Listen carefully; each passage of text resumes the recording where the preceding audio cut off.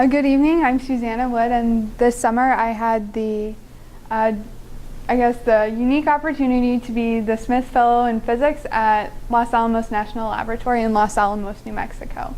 Right here is a picture of one of the technical sites at Los Alamos National Labs. This is Technical Site 3, and this is the technical site that I was able to work at this summer. Los Alamos National Laboratory was founded as part of Project Y during World War II and was tasked with the development and construction of the first atomic weapon. And so this brought together scientific minds in all different areas and created an environment where a multidisciplinary approach to science was very valued and was very important. This multidisciplinary approach to science is still present today. Some of the research areas at Los Alamos include national security, medicine, and stockpile stewardship. So my duties at the laboratory, I worked predominantly with Katie Musak and Joyce Guzik, who's an alum from Cornell, to run astrophysics codes. My job this summer was to modify the codes to produce a better model of the sun. We were looking at the sun and its development over time and how you correlate experimental data with the models that we were running. I also had to present to my peers and to my group at Lanel and attend lectures outside of my field to enrich my scientific background across the board. Right here is more specifics on my project. My code modeled the sun along its evolutionary course. So I started at the time the sun as a star entered the main sequence and ran codes all the way up to today where the sun is presently.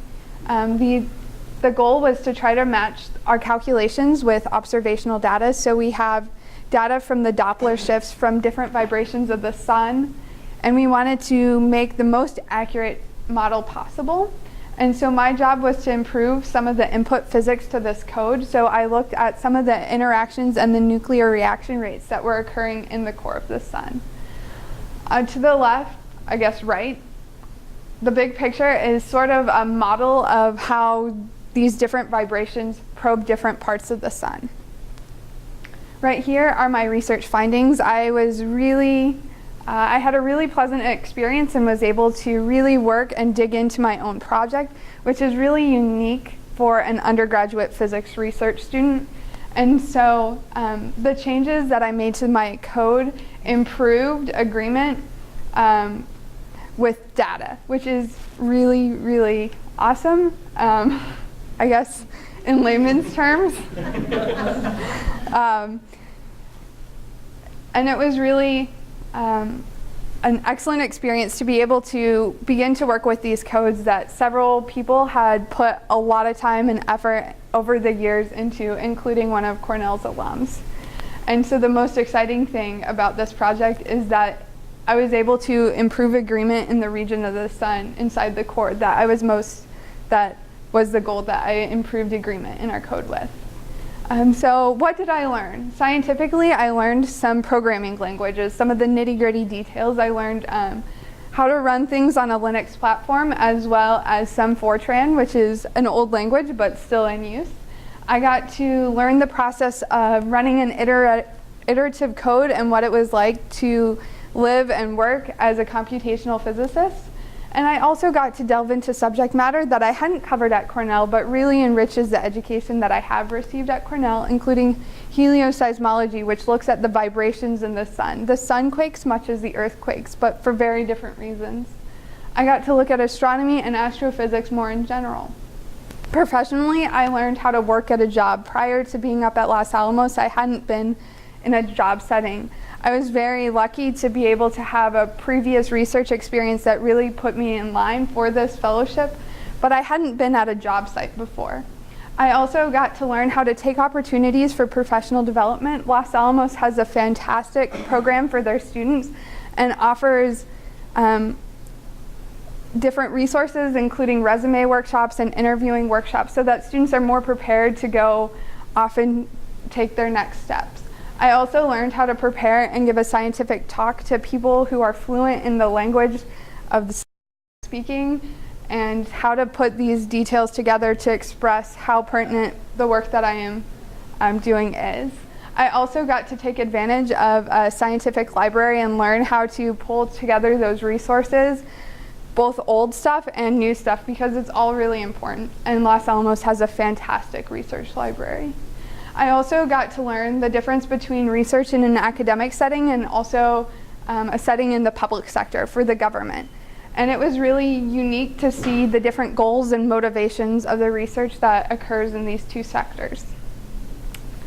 The intern's academic impact, it confirmed the fact that I wanted to pursue a graduate degree in science. I found a home at Los Alamos. I loved my workspace. I loved the people I was working with and the attitude they had towards research and just how it drove their lives and how passionate they were about it. It also allowed me to apply what I learned at Cornell to take the skills and be able to tackle a real-world problem with them. And it focused my future research interest into computational science, which previously I hadn't been able to do. And it convinced me to stay at Cornell for a 4th year. I am in the position right now as a junior to graduate. However, based on the interactions I had with the other students in my office, they placed us in an office with 30 students, I learned that I wanted to continue to take a part in the unique opportunities Cornell has to offer, because I probably won't get those after I graduate. Professionally, I made connections to the scientific world, both working with student scientists and the senior scientists at Los Alamos, and it provided me with work experience from a world-class research laboratory.